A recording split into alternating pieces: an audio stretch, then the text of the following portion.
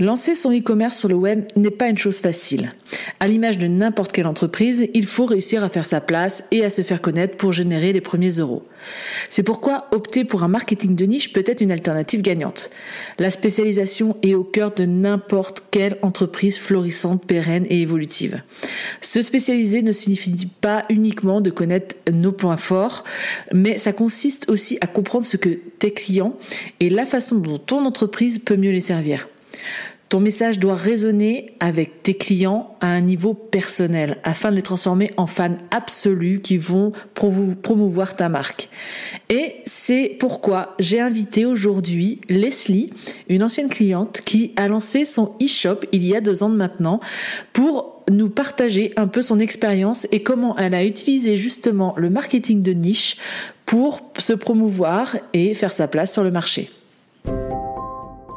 Bonjour et bienvenue sur Feel It, Brand It, le podcast qui te guide pour gérer au mieux ton image de marque afin que celle-ci devienne la meilleure alliée de ton business.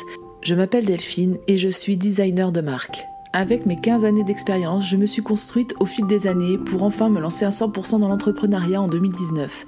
Depuis, je m'épanouis à accompagner les entrepreneurs qui utilisent le web pour se démarquer et se faire connaître, à imaginer et créer une image forte et 100% alignée à leurs valeurs, leur histoire et leur ambition. Chaque semaine, tu découvriras un nouvel épisode qui te guidera dans la gestion de ton branding, un condensé d'astuces et de conseils mêlant design, stratégie et émotion pour que tu puisses les mettre en application et ainsi déployer ton identité à 360. Si tu souhaites t'épanouir dans ton activité en diffusant une image de marque juste qui va travailler pour toi et attirer les bonnes personnes, alors abonne-toi pour ne louper aucun épisode. Et si ce podcast te plaît, je t'invite à en parler autour de toi et à laisser 5 étoiles sur ta plateforme d'écoute préférée. Bonne écoute. Bienvenue Leslie. Merci. Bon, tu vas bien ? Ça va super, merci. En tout cas, je suis super contente de t'accueillir sur ce podcast. Merci. On se connaît depuis un petit moment maintenant. Oui. On s'est connus avant de vraiment travailler ensemble il y a 2 ans de ça. Par le biais du scrap qu'on faisait un petit peu toutes les deux avant. Et du coup, tu m'as contacté il y a 2 ans pour ce beau projet qui est l'art de la boucle, parce que virement de chemin professionnel. Tu as décidé de te lancer à ton compte il y a 2 ans pour proposer la vente de produits naturels pour spécifiquement les cheveux bouclés. Et donc, surtout, derrière tout ça, c'était un message d'acceptation de soi par lequel tu es passé aussi et par lequel tu t'épanouis à travers la vente de ces produits-là. Exactement. Et donc depuis 2 ans, tu t'as mis en place tout ça. Donc c'était hyper important, je pense aussi, de montrer qu'il n'y a pas forcément que des gens qui se lancent dans le service ou des choses comme ça. Et je trouve que c'est important aussi que tu apportes ton expérience à travers ça. Et c'est aussi pour ça que je voulais t'interviewer aujourd'hui, pour qu'on puisse échanger un petit peu sur tout ce parcours que tu as eu. Donc tu as un petit peu de recul maintenant au bout de 2 ans. Par rapport à l'art de la boucle. Donc, on va commencer un petit peu par te présenter toi par rapport à ton projet. Donc, est-ce que tu peux expliquer un petit peu en quelques mots, en quelques phrases, comment est né ce projet ? Oui, alors tout à fait, tu l'as bien dit, j'ai un parcours qui est un petit peu atypique puisque moi je suis tombée dans l'entrepreneuriat un petit peu par hasard. C'était pas du tout ce que j'avais prévu ni imaginé dans ma vie, bien au contraire, parce que moi j'ai un parcours très cartésien, très bien cerné, qui était dans la finance, puisque j'étais chef comptable pendant 16 ans en entreprise. Et puis voilà, l'approche de la quarantaine, je pense, l'envie de faire quelque chose qui avait du sens, de prendre du temps pour moi. En fait, à la base, je devais prendre une année sabbatique et ça s'est jamais passé comme ça. En bonne hyperactive que je suis, je sais pas m'arrêter. Et du coup, un jour, je me suis levée, avant même d'avoir fini mon contrat, je me suis levée en me disant qu'il fallait que je fasse de ma passion mon métier et que j'arrive à en faire mon quotidien. Et moi, ce qui me passionnait, c'était les cheveux bouclés, parce que voilà, j'avais fait exactement ce que tu disais, ce parcours d'acceptation de soi, et que c'était important pour moi d'aider les femmes à faire la même chose que mois. Et du coup, l'idée est née comme ça, de fil en aiguille, de créer un e-shop de produits naturels pour les cheveux bouclés. Mais au-delà de produits, c'était voilà, d'aider la femme à s'accepter telle qu'elle est. Et du coup, ça m'a amené à ouvrir l'art de la boucle. Ouais, oui, parce que ce chemin d'acceptation de soi, tu l'avais enclenché quelques années ou juste quelques mois avant? Oui, quelques années avant, puisque c'est lors de ma deuxième grossesse que vraiment, voilà, j'étais enceinte, je me lissais les cheveux, physiquement c'était difficile. Et puis à un moment, je me suis dit, mais pourquoi? Et puis quand on porte la vie, je crois que tu le sais, quand on devient maman, on change aussi, on veut se rapprocher un peu plus du naturel, on se reconnecte à soi. Et c'était un moment de me dire, mais est-ce que c'est vraiment l'exemple que je veux donner à mes filles de quelqu'un qui n'est pas finalement que mon reflet dans le miroir n'était pas celui que j'étais vraiment. Et c'était, voilà, me trouver moi. Et le jour où j'ai commencé à accepter ma vraie nature de cheveux, ça a entraîné beaucoup de gros changements dans ma vie personnelle également, simplement du fait que j'ai accepté qui j'étais. Et ça, c'était une étape importante dans ma vie personnelle et professionnelle, puisque ça m'a certainement amené à ce changement de vie et à ouvrir l'e-shop par la suite, ouais. Oui, bah c'est souvent... je pense que l'entrepreneuriat, tu te décides pas comme ça du jour au lendemain. Bon, je vais lancer mon business. Enfin, il y a souvent un message derrière ou une intention hyper forte. Enfin là, en l'occurrence, aider les femmes à s'accepter, c'est quelque chose de très symbolique, mais c'est hyper fort comme message. Et je pense que ça te pousse au quotidien aussi à faire tout ce que tu mets en place finalement depuis 2 ans. Et du coup, Comment toi, tu t'es dit, bon, ok, je veux faire ça, je veux aider les femmes à s'accepter. Comment tu as mis en place cette idée-là? Par quoi tu es passé en fait pour essayer de dire oui, alors je vais vendre des produits pour les aider à... Quel a été ton cheminement en fait? Alors tu vois, je pense que tout ça a évolué aussi, parce que quand j'ai monté ma société, à l'époque, c'était la finalité, c'était vendre des produits, et c'était c'était apporter une solution concrète aux femmes qui galèrent à prendre soin de leurs cheveux. Moi, je leur vends un produit, c'était un petit peu simple, mais c'était pensé comme ça. Et puis maintenant, comme tu l'as dit, j'ai un peu plus d'un an d'activité derrière moi, de recul, et ça aussi, ça a évolué. Mon cheminement, mon idée a évolué, et maintenant, je me rends compte qu'en fait, le produit, c'est la finalité, mais c'est pas le but en soi de mon e-shop. Oui, effectivement, je suis pas une association caritative, donc oui, forcément, il y a derrière un besoin économique aussi d'en vivre, mais c'est plutôt la finalité. Une fois que la personne a vraiment fait ce chemin elle-même de s'accepter, de se chercher, de savoir qui elle est, de savoir ce qu'elle veut et ce qu'elle ne veut plus surtout. Une fois qu'elle a fait tout ce cheminement-là, dans lequel je peux l'accompagner moi aussi, on arrive à la finalité qui est de prendre soin de ses cheveux, mais finalement c'est la dernière étape. C'est pour ça que aussi tout ce parcours d'achat, je l'ai aussi prévu pour ça, c'est-à-dire des packs qui au départ sont des packs juste de produits de routine capillaire un peu large, de produits bio et de produits naturels, mais qui sont la porte d'entrée dans ce monde-là et dans ce cheminement d'acceptation de soi. Ouais, non mais c'est hyper intéressant et je trouve que c'est bien aussi de toute façon notre recul au fur et à mesure qu'on avance dans notre business aussi, on apprend sur soi encore un peu plus, et puis voilà, ça t'a permis aussi de te remettre dans j'allais dire dans cette mission que tu t'es donnée dès le départ, parce qu'effectivement le départ c'était l'idée de donner accès à des produits bio et sains pour les femmes qui ont des cheveux naturellement bouclés. Mais voilà, depuis un an et demi, tu as aussi recentré vraiment ton message sur oui, quelle que soit ta nature de cheveux, finalement, il faut s'accepter et je t'aide à ça parce que je suis aussi passée par là, quoi. C'est ça. Et puis c'est pas non plus, je suis pas tombée dans l'inverse qui est de dire il faut à tout prix, il faut à tout prix laisser ses cheveux bouclés. Moi c'est tout à fait ok que quelqu'un veuille se lisser les cheveux aussi, c'est ok tant que l'image qu'elle renvoie dans le miroir et elle est bien avec ça, tu vois. C'est pas, je tombe pas dans l'autre extrême. Moi j'accepte tout le monde, je fais pas de je laisse personne sur le chemin. Je dis que chaque femme a le droit de faire ce cheminement aussi personnel, et si c'est aujourd'hui elle se sent mieux et elle se sent plus en confiance en se lissant les cheveux, c'est tout à fait ok aussi. Bien sûr. C'est juste s'accepter et voilà, et se laisser tranquille un petit peu aussi, tu vois, parce que je trouve qu'on a vraiment une grosse pression, nous les femmes, et d'être des mamans parfaites, et d'être bien au travail, et de savoir ranger notre maison, et d'être toujours souriante, et voilà, et on s'en rajoute aussi beaucoup. Donc au bout d'un moment, moi j'ai juste envie de dire stop, fais ce qui est le mieux pour toi, voilà. Ouais, c'est ça. C'est vrai, c'est un beau message parce que mine de rien, on est pris dans notre quotidien souvent, on se dit il faut faire ci, il faut faire ça.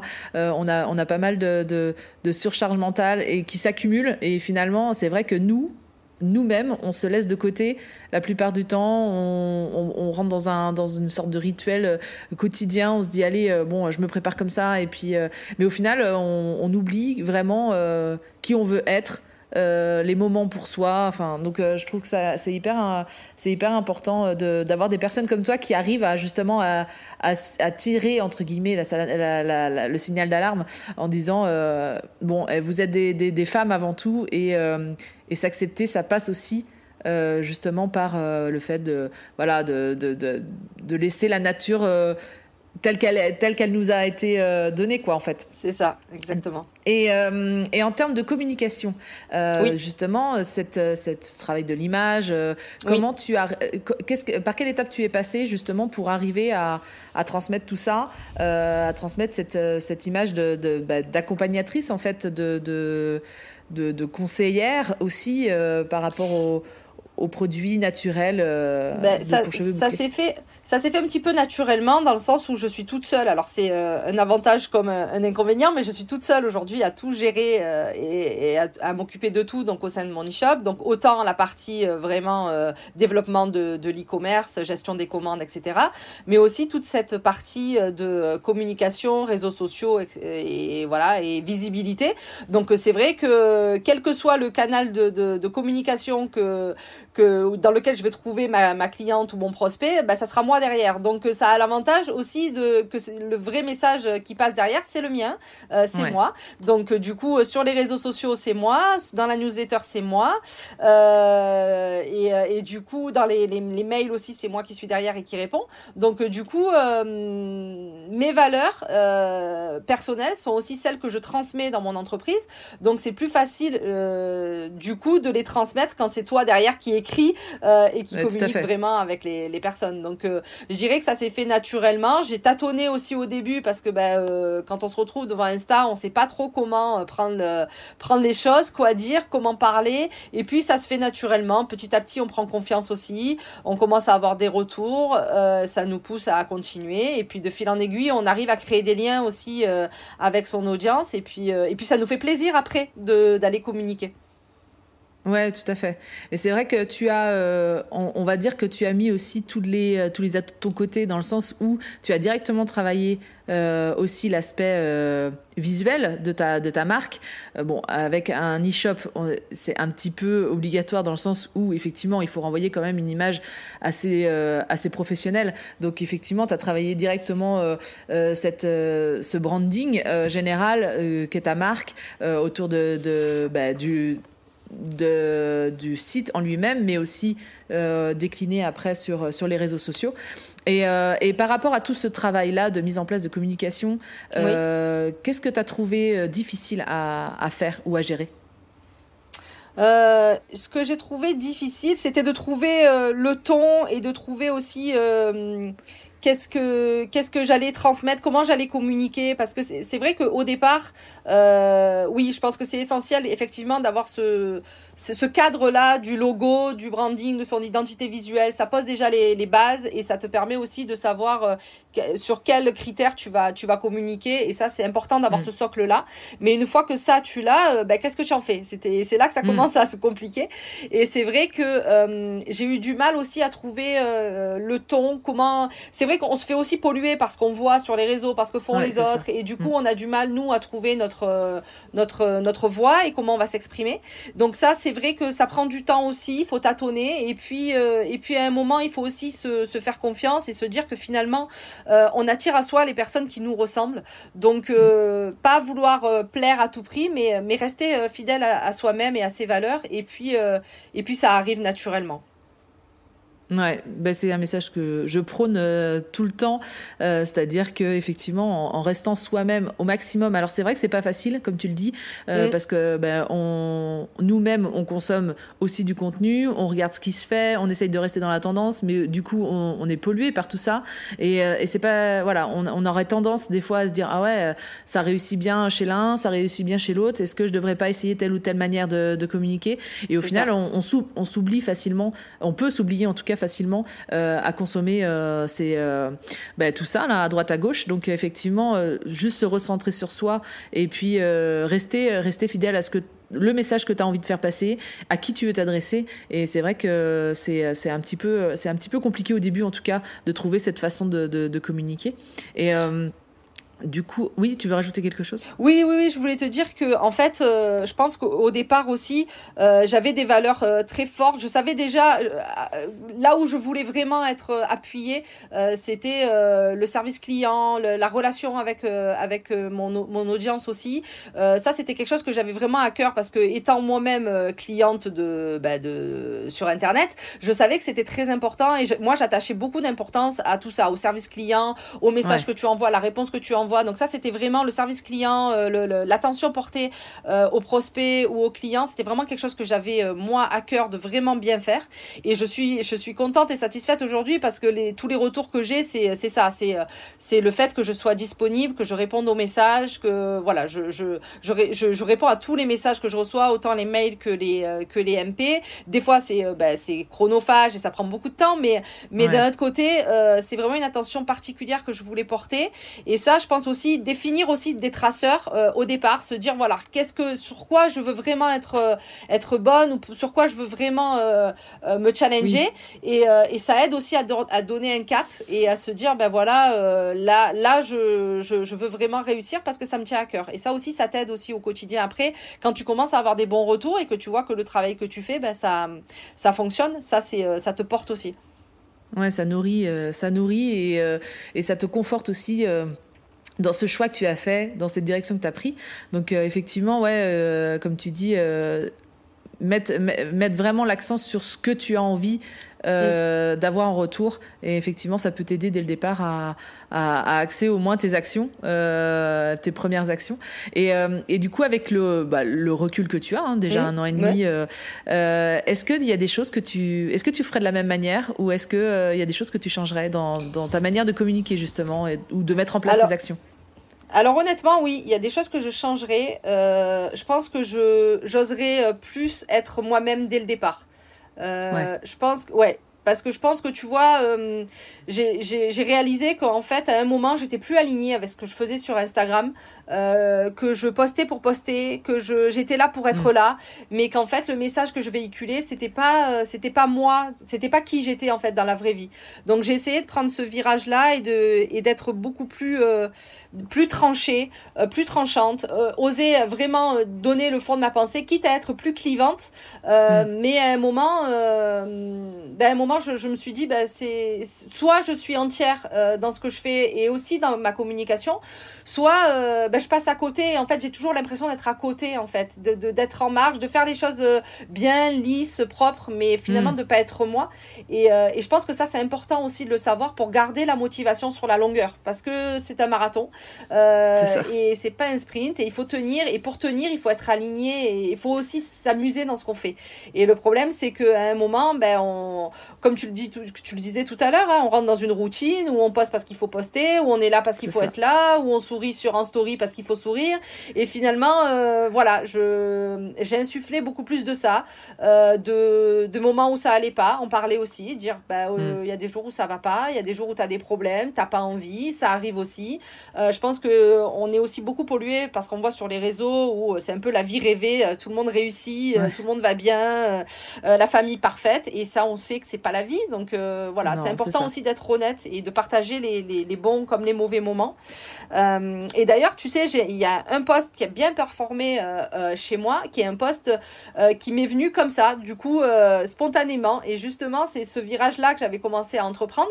C'est un post qui s'intitulait Coup de gueule et qui faisait suite en fait à un spot télévisé que j'avais vu d'une marque de shampoing qui montrait des femmes aux cheveux bouclés, des enfants aux cheveux bouclés. Ouais. Et donc, le discours était dompter l'indomptable, cheveux rebelles, shampoing et masque pour cheveux difficiles. Et ça m'a mis en colère, en fait. Ça m'a vraiment mis en colère de me dire des spots comme ça qui passent à 1 heure de grande écoute. Qu'est-ce que ça met dans la tête des enfants? Qu'est-ce que ça met dans la tête des femmes?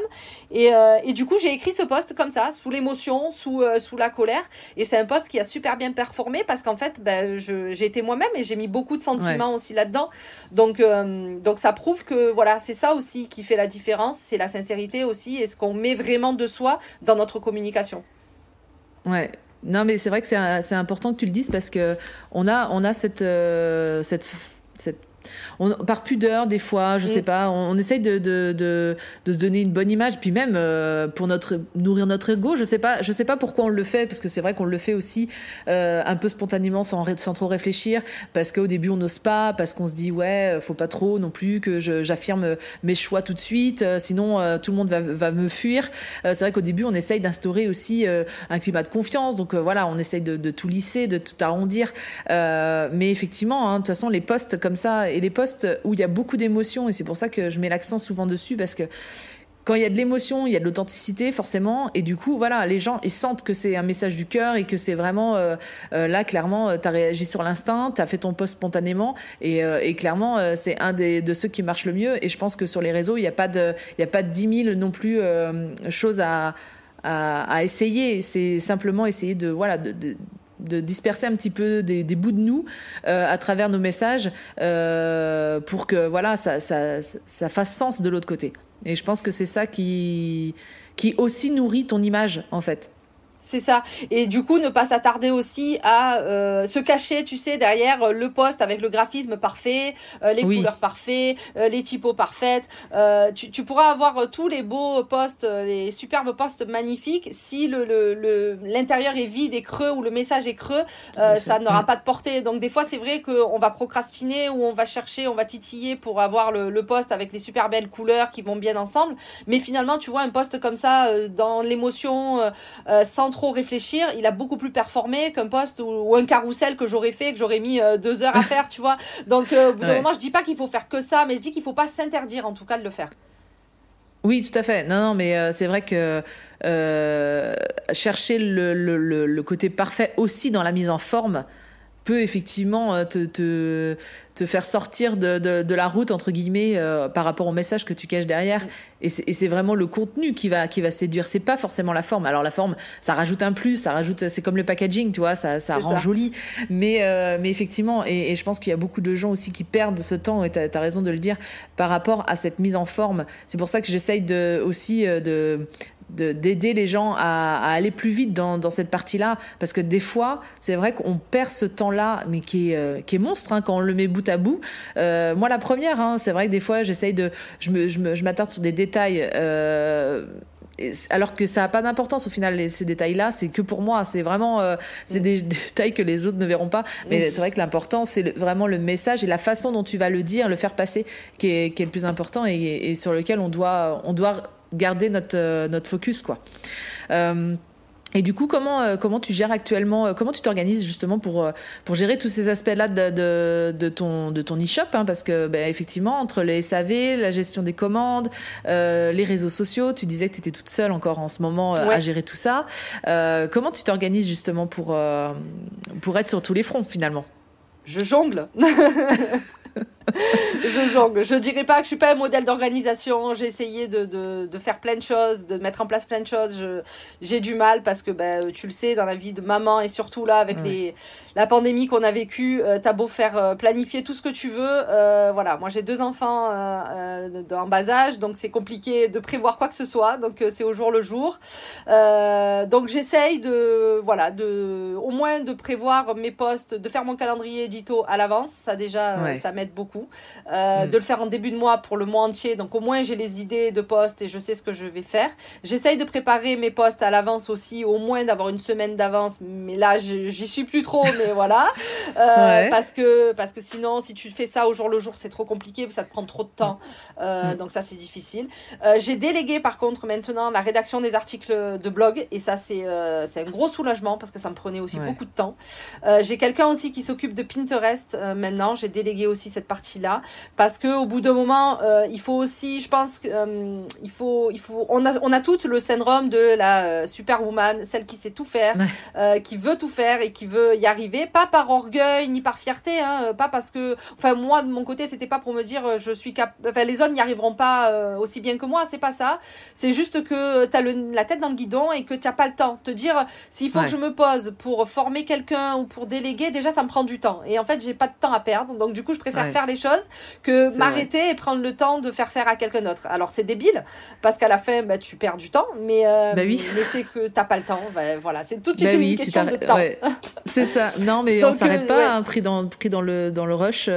C'est ça. Il y a cette peur aussi de dire est-ce que l'autre va faire de la manière que j'ai envie que ça se fasse, tu vois. Il y a aussi cette peur-là de transmettre, de perdre cette personnalité qui est la tienne, que tout ce que t'as mis derrière, est-ce qu'elle va arriver à retranscrire ça? C'est vrai que c'est compliqué de déléguer par rapport à ça. C'est ce qu'on disait tout à l'heure, c'est finalement l'image de marque aujourd'hui de mon entreprise, c'est moi, pas par orgueil, mais parce que je suis seule, donc forcément j'incarne ma société, j'incarne ma marque, donc quelqu'un qui va venir, elle ne sera pas moi, donc comment elle va pouvoir insuffler ce que moi je suis, c'est ça qui est compliqué aussi, de se dire finalement c'est compliqué d'être seule, mais ça me facilite aussi la vie pour certains points, donc faut trouver l'équilibre. Et puis je pense que tout ça vient avec le temps aussi. Je pense qu'au début on fait ce qu'on peut, et puis avec le temps, avec l'expérience, on se rend compte sur les points sur lesquels on peut plus y arriver. Et là clairement moi je suis dans cette étape là en ce moment dans mon développement, c'est que j'arrive à un point où je me dis je peux plus, seule c'est plus possible, voilà, c'est plus possible. Si je veux passer à l'étape du dessus, dans tous les cas il faudra que je me fasse aider, parce que j'y arriverai plus. Et à un moment le choix il se fait presque naturellement, parce que c'est ou toi ou le reste, parce que tu t'épuises et que c'est fatigant et que c'est beaucoup de stress aussi, beaucoup de pression, et que quand il y a quelqu'un avec toi, c'est plus facile d'échanger, de partager et de s'entraider aussi. Donc ça arrive, mais il faut se donner le temps aussi, il faut se donner le temps de vivre son expérience, de voir ce qui fonctionne pas, nos points forts, nos faiblesses, et puis réajuster.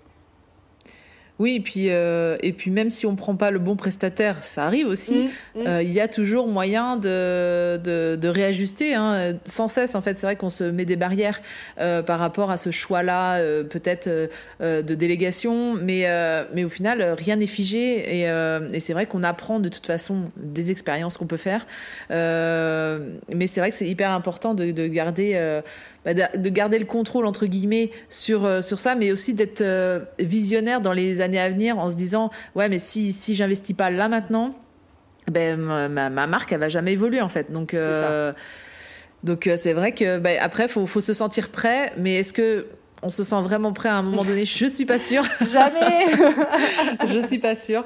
Donc en fait, t'as commencé à déléguer, et puis donc tu te gardes plutôt la partie gestion des commandes pour l'instant, et gestion du coup de la partie réseaux sociaux, communication propre de la marque. Oui, gestion des commandes, c'est un choix qui se fait qui est financier en fait, qui fait que pour l'instant c'est moi qui le gère, mais le but c'est de le sous-traiter bientôt, j'espère, à une société de logistique qui s'en occupera pour moi, parce que le problème c'est que à un moment si tu veux aussi que ta société elle se développe, il faut que tu puisses lever la tête et que tu puisses t'occuper aussi de purement la stratégie marketing qui va faire que tu vas développer ton entreprise. Et si tu te perds à faire des réseaux sociaux, des newsletters, à faire autre chose, finalement tu t'épuises, parce que c'est pas ma passion, elle est pas là, ma force elle est pas là, ma zone de génie elle est pas là.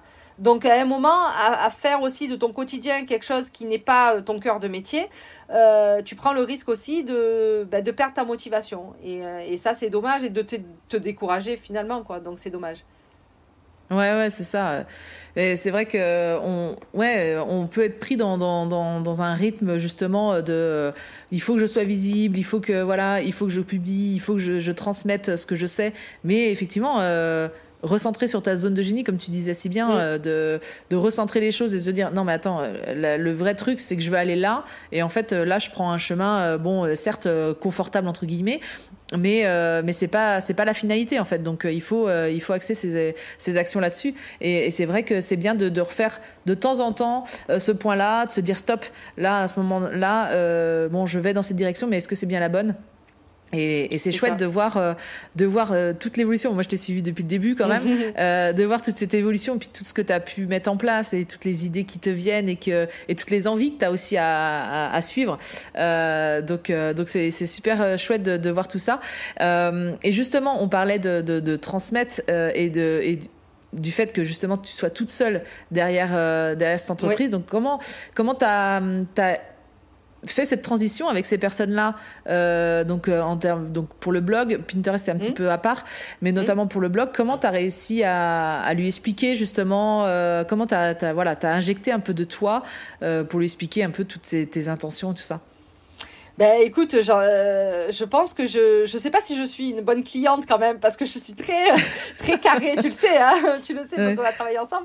Je suis très carrée, je sais vraiment ce que j'attends, ce que je veux, et comme tu dis, j'essaye de bien border les choses pour que le message y passe. Donc oui, quand je sous-traite un article de blog, je vais donner une feuille de route où je vais vraiment dire ce que je veux, le ton aussi, c'est important, le ton que je veux transmettre dans mon article de blog, et puis les points que je veux évoquer, et puis voilà. Je vais bien développer le truc. Des fois même, je me dis, mais quand même, je fais tout là quand même, tu vois, il reste plus qu'à rédiger. Mais je peux pas m'en empêcher, c'est comme ça, ce besoin de contrôler et de contrôler les choses. Mais là aussi, je progresse, tu vois, et de plus en plus, là maintenant, je me dis, non, justement, l'intérêt de prendre quelqu'un aussi d'extérieur, c'est aussi pour qu'elle apporte son œil neuf et sa vision des choses. Donc là, je commence à aller mieux et à lâcher plus de lest. Et ça fait du bien aussi pour moi, parce que c'est une pression en moins, et c'est tout l'intérêt aussi de déléguer, c'est de plus avoir cette pression-là sur tes épaules et de laisser quelqu'un dont c'est la zone de génie s'en occuper. Donc c'est le but, et là je commence à le faire, et je m'en porte beaucoup mieux. Ouais, mais après je comprends, hein, parce que moi aussi j'ai commencé tout juste à déléguer, et ce besoin de contrôle, je pense que c'est normal. Au début, tu as envie de cadrer les choses, que ce soit bien tout dans la même lignée que ce que tu as déjà établi. C'est ton bébé, hein, cette entreprise, donc c'est normal que tu as envie de gérer mais je pense que les articles au fur et à mesure, tu vois, je pense que tu vas apprendre, comme tu disais, à lâcher du lest par rapport à ça, et puis à la laisser un peu plus libre. Et je pense que tous les prestataires, hein, qui font appel qui quand même intègrent une personnalité, une ambiance, un univers comme ça en particulier, ils connaissent ce genre de cheminement, et c'est un cheminement un peu naturel au final, hein, d'être très très cadré au début, puis après d'avoir un peu plus de liberté. Et du coup, est-ce que tu aurais des leçons ou est-ce que tu as tiré toi des propres leçons sur tout ce que tu as mis en place justement depuis le début? Est-ce que tu as un retour par rapport à ça à faire? Oui, il y a au moins 3 leçons que j'ai apprises de ma petite expérience en la matière. La première, ça serait d'être patiente. Alors, c'est pas mon fort, la patience, mais c'est quelque chose que j'ai appris dans la douleur. C'est que il suffit pas d'avoir un beau logo, une belle charte graphique pour que les personnes viennent à toi. C'est long, c'est compliqué, c'est comme assembler des différentes pièces du puzzle, mais à un moment, tout prend sens. Et c'est vraiment ça, ce message-là que je voudrais porter, c'est que si tu en es au début, si tu galères, si tu as l'impression de tout faire bien, de tout faire ce qu'il faut, mais que ça marche pas, que t'as pas les retombées, c'est normal, ça prend du temps, mais le travail finit par payer, ça j'en suis convaincue, mais il faut être patient, voilà. Donc ça, la première des leçons, ça serait d'apprendre la patience. Tout vient à point, qui sait attendre, même si attendre, c'est difficile. Ouais, non, mais c'est vrai, on est toujours... Mais c'est normal aussi, parce que on est porté au début, on a envie que tout soit nickel, ou au moins que ça marche dès le départ. Logique, mais effectivement la patience, mais on apprend tous à être patient, je pense, hein, oui, et puis je pense qu'il y a le décalage entre le fait que nous, notre entreprise, notre projet, on le mûrit depuis des mois, on y réfléchit, on a cette antériorité que les personnes n'ont pas quand elles te découvrent. Et en fait, nous, quand on arrive sur les réseaux ou qu'on se met à vendre quelque chose, c'est l'aboutissement, alors que pour les personnes qui nous apprennent à nous connaître, c'est que le début. Et donc il y a ce décalage là qui vrai. Pour nous et nous on comprend pas, on se dit mais ça y est, je fais tout bien, je suis là, pourquoi elles achètent pas mes produits? Mais c'est simplement parce qu'elles te connaissent pas, et que du coup ça prend du temps avant de lier ce lien de confiance, ce lien ce lien particulier, et que la conversion elle arrive, mais dans le temps il y a un décalage forcément, et du coup il faut être patient et continuer ses efforts, en tout cas ne pas se décourager. Ouais, C'est surtout ça, ouais. Et donc, c'est ça. La deuxième leçon, ça serait d'être authentique. C'est ce qu'on disait tout à l'heure. Ouais. C'est de rester soi-même pour véhiculer son message avec le plus de sincérité possible et toucher plus facilement sa cible ou son audience. Comme je te disais tout à l'heure, je suis convaincue qu'on attire à soi les personnes qui nous ressemblent. Donc voilà, rester fidèle à soi-même et être authentique. Après, on peut s'égarer, ça arrive à tout le monde. Ça a été mon cas aussi. On le sent quand on n'est plus aligné. À un moment, on sent qu'il y a quelque chose qui va pas, on n'a plus de plaisir dans ce qu'on fait, ou les résultats sont pas là, ou on n'est pas satisfait, ou il y a quelque chose qui nous chagrine. Voilà, on sait qu'il y a quelque chose. Prendre le temps de se poser. Et de se poser des bonnes questions, savoir si on est toujours aligné avec ce qu'on fait. Et puis il n'y a pas de mal ni de honte à réajuster les choses. Rien n'est figé, rien n'est acquis. Voilà, notre société ou notre marque, elle évolue avec nous. Donc voilà, il y a pas. Au contraire, c'est une progression que d'avoir cette humilité là aussi à un moment, de se dire j'arrive plus comme ça, c'est plus ce que je veux faire. Et puis on peut repartir sur autre chose. Ouais, tout à fait. Et du coup, ça rejoint le dernier point, ça serait prendre du plaisir, c'est ce qu'on disait. Communiquer pour communiquer, c'est ni bon pour soi, ni bon pour les autres. Poster pour poster non plus. Voilà, c'est ok aussi de prendre du temps, de pas envoyer une newsletter si on n'en a pas envie. De pas poster un jour, même si c'est dans notre calendrier édito et qu'on a pris l'habitude de poster 3 fois par semaine, on n'a pas envie, on le fait pas. C'est ok aussi. Y a pas tout qui va s'écrouler parce qu'on poste pas ou qu'on n'envoie pas une newsletter. Mais au contraire, il vaut mieux faire les choses avec le cœur et quand on en a envie, plutôt que se forcer à faire des choses parce que de toute façon le résultat il sera pas là. Donc dans tous les cas, même si tu te forces à faire quelque chose, c'est ça. Voilà, ton message il passera pas. Donc et ça se ressent. Ouais, ça se ressent, exactement. Et le dernier conseil que j'aurais, c'est un conseil bonus que j'ai appris aussi par la force des choses, c'est prendre soin de soi. Et ça, j'ai envie de te dire que ça serait presque le principal et le seul conseil que j'aurais envie de te donner aujourd'hui, c'est prendre soin de soi, souffler, prendre l'air, s'accorder du temps aussi pour soi. Parce que on a vite tendance à penser aux autres, à donner aussi beaucoup aux autres. Et au final, on s'oublie et on se perd là-dedans. Et puis finalement, on perd la flamme parce qu'on s'est perdu et qu'on n'a pas pris le temps. Donc c'est important aussi de prendre des vacances, mais des vraies vacances. Chose que je n'ai pas encore réussi à faire. Je vais essayer cette année-là. Je me suis même presque dit que je veux désinstaller Insta. Je ne sais pas si je vais y arriver, mais en tout cas, j'aimerais vraiment Tu peux couper les notifs déjà. Oui, mais j'aurais tendance à y aller. Je sais très bien que j'aurais tendance à prendre mon téléphone à y aller. C'est dramatique, c'est le danger. Ça. Mais mais t'as raison de souligner ce fait de pas s'oublier en fait dans l'équation. Hein. Moi la première, je suis en train de travailler dessus parce que on veut tout bien faire, mais en fait si on s'oublie soi, ça se répercute dans tout ce que t'as dit. Hein, l'authenticité, c'est pareil. On ressent les choses. Les gens le ressentent en fait dans ta manière de t'exprimer, dans ta manière de. Je pense qu'il y a une sorte d'énergie aussi qui passe dans nos posts, dans nos façons de s'exprimer, de communiquer. Et puis on est tout seul derrière nos business, donc forcément, si nous on s'écroule, même qu'on soit tout seul et avec d'autres personnes au final. Ça, c'est toujours la même chose. C'est nous qui restons maîtres quand même du projet et de cette marque qu'on a créée. Et si on s'écroule, effectivement, tout le reste suit avec et entraîne d'autres conséquences qu'on n'a pas forcément envie d'avoir. Et effectivement, c'est un chouette conseil aussi de se dire non mais là. Prendre du temps et des vraies coupures. Je pense qu'effectivement c'est une chose qu'on a du mal nous à faire parce que on a l'impression que tout va s'arrêter ou qu'il va y avoir des conséquences négatives quand on va revenir sur les réseaux, que Insta va nous bannir. mais non, enfin.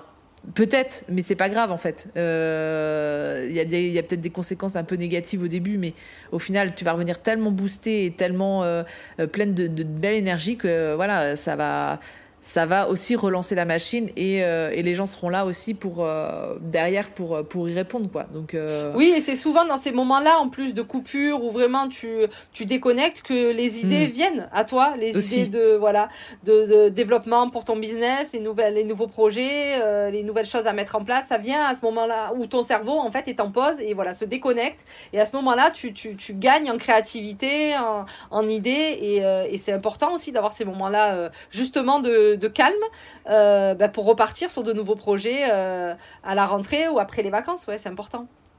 Ouais, et puis surtout, j'ai envie de dire aussi quand on a une vie de famille à côté, pouvoir mettre sur pause aussi cette partie de femme entrepreneur qui nous prend quand même pas mal de notre temps et profiter simplement des à côté, quoi. Alors que ce soit la famille ou que ce soit les amis, va vraiment se ressourcer différemment. Se ressourcer, oui, bien sûr. Ouais, c'est essentiel et c'est ce qu'on a tendance malheureusement à mettre de côté le plus facilement, le plus aisément, mais en fait on revient toujours à la base, c'est nous, quoi. C'est ça.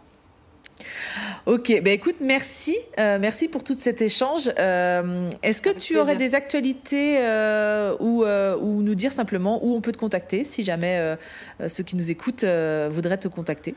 Oui, si tu souhaites t'accepter au naturel, sublimer tes cheveux bouclés, tu peux me retrouver sur Insta l'artdelaboucle.fr et puis sur l'e-shop avec la partie blog qui regorge de conseils et puis aussi un guide gratuit pour sublimer ses cheveux bouclés avec plein d'astuces et de conseils. Le nom de l'e-shop c'est www.l'artdelaboucle.fr et puis tu peux me contacter à tout moment. Je réponds comme je l'ai dit à tous les messages, donc ça sera avec grand plaisir. Bon, super. En tout cas, merci beaucoup, Leslie, pour cet échange. Toujours un plaisir de. Ouais. Écoute, de toute façon, on est un peu sur la même longueur d'onde aussi sur pas mal de choses, donc c'est vrai que c'est toujours hyper agréable d'échanger ensemble. Et écoute, je te souhaite une belle continuation pour ton e-shop, plein de belles choses encore à venir. De toute façon, je te suivrai toujours, en tout cas par Insta, mais même en visio et en parlotte comme on fait de temps en temps. Et puis hâte de voir la suite dans ces aventures. Delphine. À très bientôt. À bientôt. Merci. Au revoir. Et voici ce qui signe la fin de cet épisode. Je te remercie de l'avoir écouté jusqu'au bout. Tu trouveras toutes les notes du podcast sur mon site www.philencom.com/podcast. Tu trouveras le lien ci-dessous. Et bien sûr, si l'épisode t'a plu, n'hésite pas à me laisser un commentaire. Je me ferai bien sûr un plaisir de te répondre. Je t'invite également à me laisser une note sur ta plateforme d'écoute préférée pour m'aider à faire connaître le podcast. Tu peux également en parler autour de toi en story sur Instagram notamment en me taguant @fil_n_com. Merci pour ton soutien et je te donne rendez-vous mercredi prochain pour un nouvel épisode.